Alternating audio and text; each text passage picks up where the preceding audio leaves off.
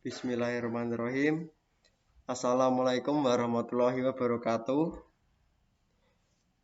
Perkenalkan, nama saya Rohmat Prayoga Adi Pamungkas. NPM saya 32201100081.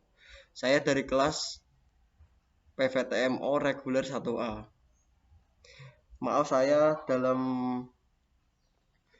menjelaskan pada saat ini menggunakan masker karena saat wabah corona ini kita harus hati-hati supaya tidak terkena virus-virus seperti itu.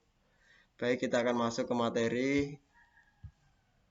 Baik, saya akan menjelaskan 3 materi, yaitu 1 impuls, kedua momentum, yang ketiga tumbukan.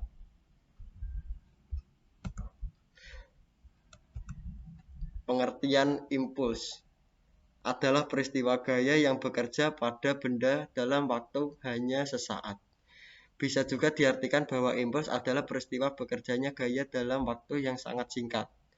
Untuk membuat suatu benda yang diam menjadi bergerak diperlukan sebuah gaya yang bekerja pada benda tersebut selama interval waktu tertentu.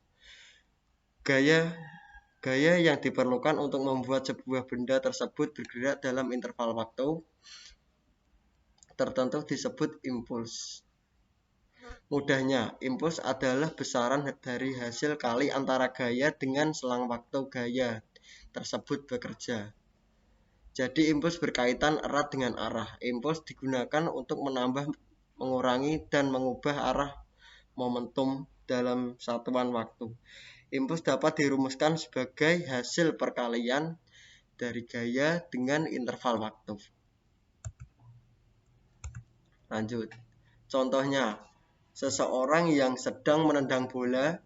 Untuk menendang bola diperlukan gaya untuk membuat bola tersebut bergerak dan ada selang waktu sebelum kaki orang tersebut menyentuh bola. Yang kedua, momentum merupakan istilah fisika mengacu pada kuantitas gerak dan massa yang dimiliki suatu objek. Definisi momentum diartikan sebagai besaran yang dihasilkan dari perkalian antara besaran skalar massa benda dengan besaran vektor kecepatan geraknya. Jadi momentum termasuk besaran vektor atau besaran yang dipengaruhi oleh arah.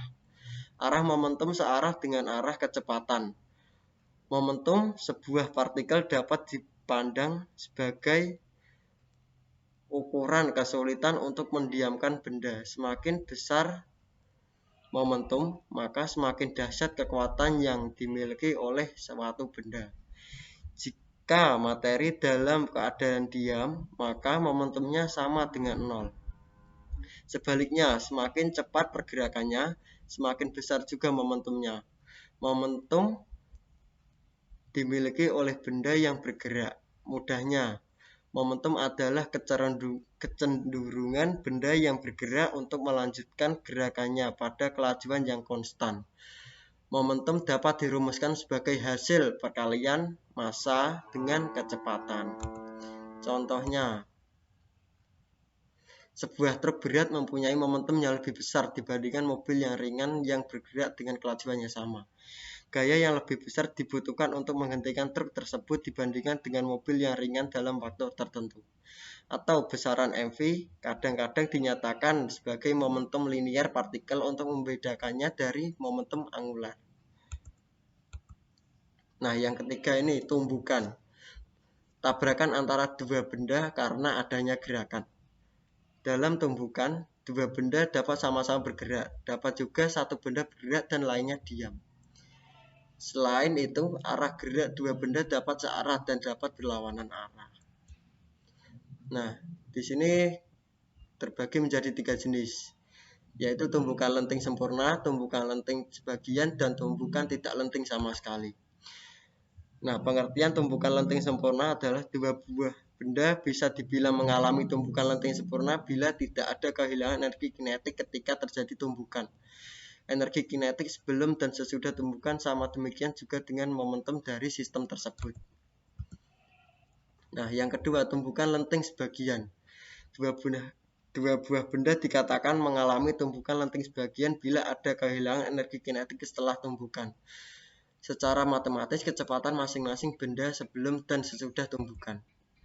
Nah, yang jenis ketiga ini tumbukan tidak lentik sama sekali.